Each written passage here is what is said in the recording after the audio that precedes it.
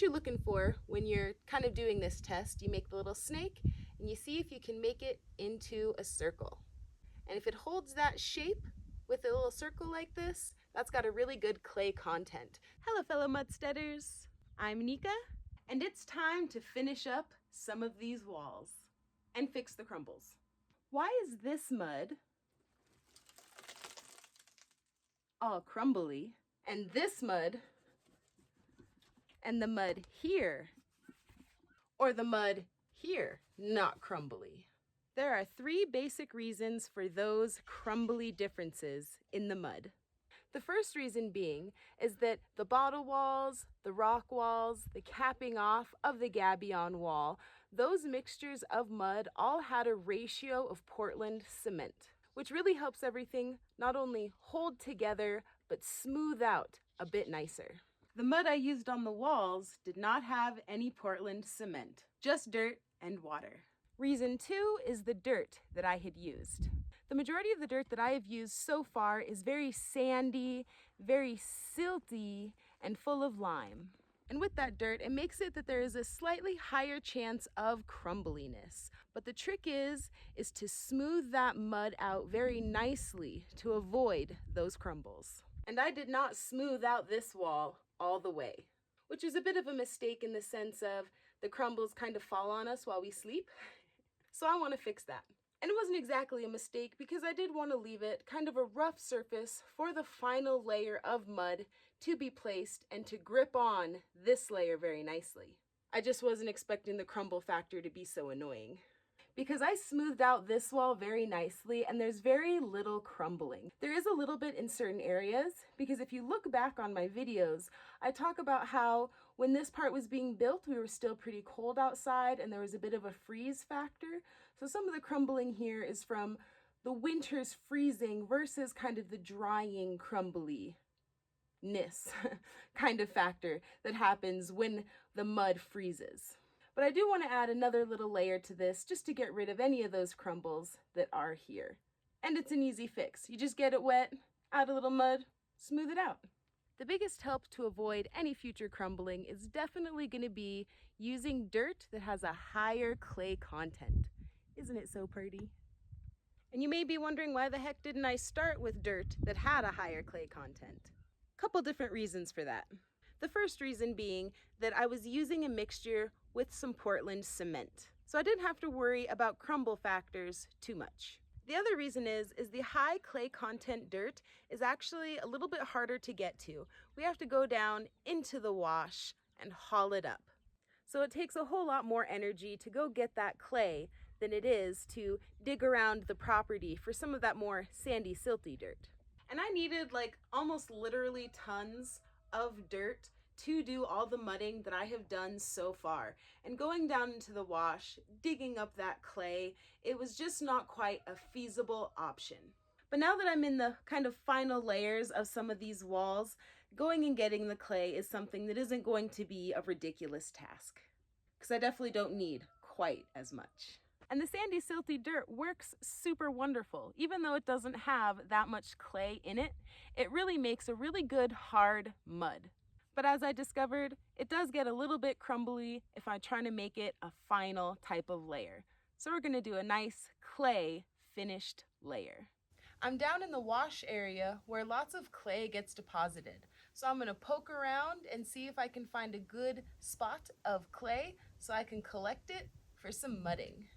And all this clay here looks like a good place to start. So I'm gonna dig a little hole, add a little water, make a little mud ball, and see if it's what I'm looking for.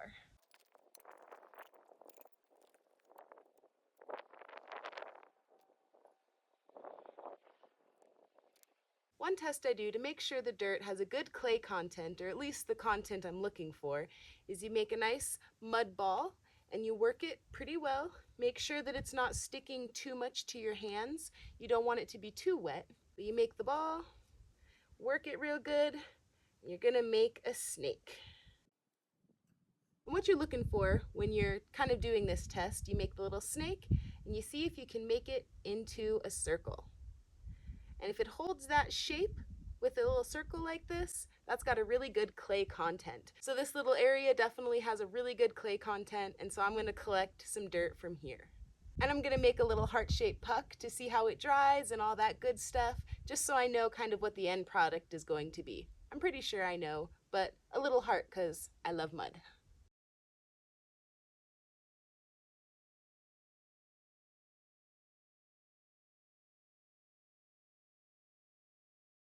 And because I'm a dingbat, I forgot a bucket, so I just filled up the smart pot a little ways. I'm going to drag it up to the four-wheeler and load it up and bring it up to the top.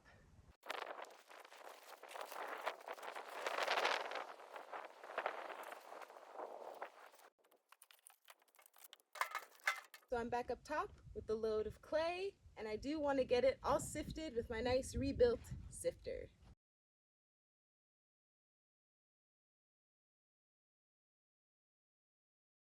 So it did just rain and it's not sifting the best, so I'm going to lay the screen flat. Make it easier on me.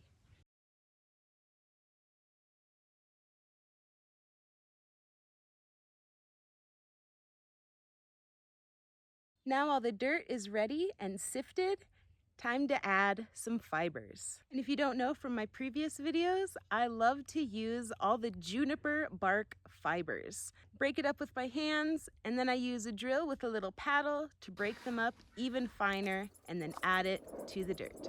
Another thing, I didn't use any fibers in those mud mixes with the first layer on the wall because I had to make sure that I'd be able to push the mud through all the mesh. And if you've ever tried to push fibrous mud through mesh, it doesn't work so well. So I'm definitely adding fibers to this batch.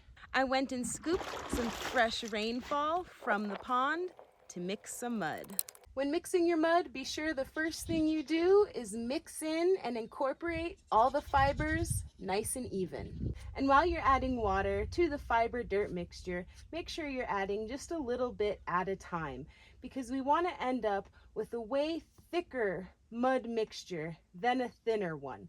And it is pretty easy just to add more dirt to the mix to make it thicker, but I prefer to try not to have that happen. So slowly adding, mixing that in, and adding some more until you get the nice thick consistency that you're looking for.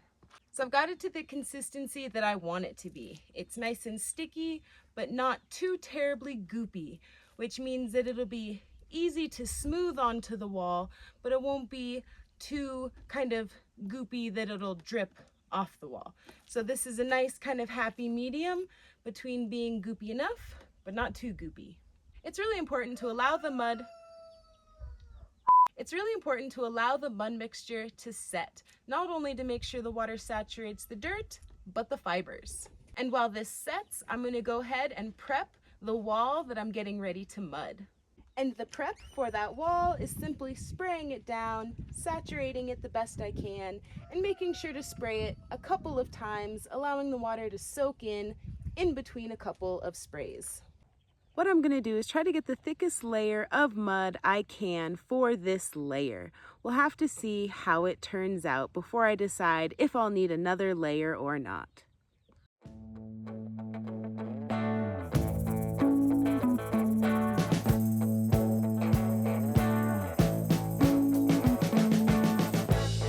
We've been living in sin so long, all the fields are gone. Fella stopped me on the street last night, said everything's alright. So the wall has had a couple days to dry, and it didn't go quite as smoothly as I had hoped. So I got just a little bit more cracking than I was hoping for. So I found out pretty quick that I couldn't make this final layer as thick as I wanted to. And that led to a little extra cracking, and a lot of it's actually just the chicken wire. You can kind of see the pattern in the wall. And just remember that any surface you put mud on that is smooth, you have a higher probability of cracking, even if it's something thin like chicken wire. And the fact that it's a thinner layer, I got a little bit of extra cracking, but that's no big deal. I'm gonna wet this down a few times, gonna maybe work some of these cracks a little bit more, and then I'll go mix some more mud and I'll be able to do a thicker final layer and finish up this wall. But I do have to run to the wash to get more of that good clay material. Getting the dirt from the wash is very labor intensive, so I'm glad that I don't have to do it too terribly much, but definitely gonna have to do it a lot.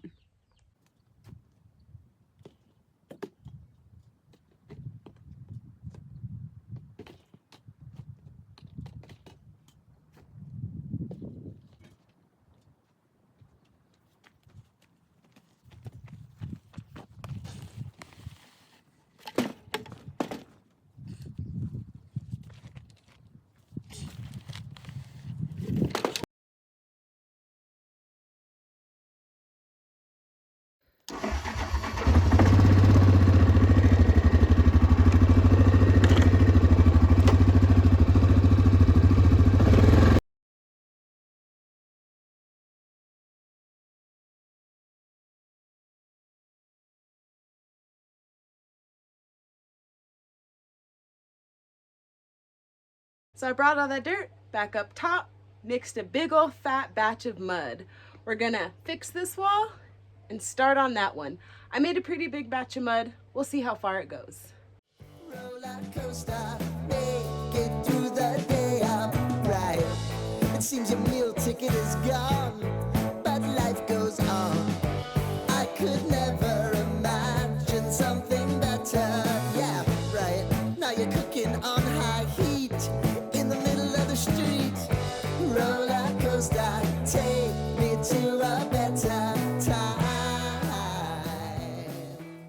So I got the second final layer all finished. We'll see how it dries after I smooth it out, and I'll have to decide if I want to do another third and hopefully final layer. And I was able to move down the wall a little bit, and I'm really excited to continue on all the way around, finishing up these walls. For one, so they're not crumbly, but two, so we're able to linseed oil and seal them and actually have some finished walls. There's a lot more dirt that I'll have to collect from down in the wash and bring it up to mix up to finish these walls, but I'm super excited on even just this little bit of progress, and it's actually going pretty quickly. And the best part is once these chunks of wall get done, we'll be able to start building more shelving, because that's what I get to start doing on my side of the bed now that this wall is finished, or will be finished very soon. And if you're interested in checking out just all the mud projects that I have done to get to this point, check out my mud playlist. Love, mud, and peace.